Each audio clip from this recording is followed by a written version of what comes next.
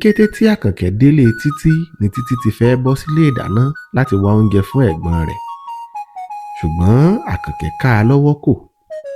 Wò ó, ìyá Délé, má ṣòpò kankan, ọ̀rọ̀ oúnjẹ kọ́ ló kàn báyìí, ọ̀rọ̀ ara mi ni mo mọ̀ọ́mọ̀ wá bá ọ fún, nítorí ìka tó bá tọ́ símú làá fi re imú.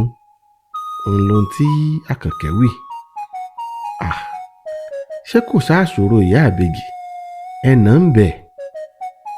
Àkànkẹ́ ní nípa ọ̀rọ̀ ayé mi ni mo bá wà, mo wo wájú, n ò rẹ́nì kankan, kò sálábàárò kankan fún mi dépò olùtùnú. Àwọn ẹbí ọkọ mi ti kẹ̀yìn sí mi látìgbà tí ọmọ wọn ti kú. Like and follow us on Facebook. Also, subscribe to our YouTube channel.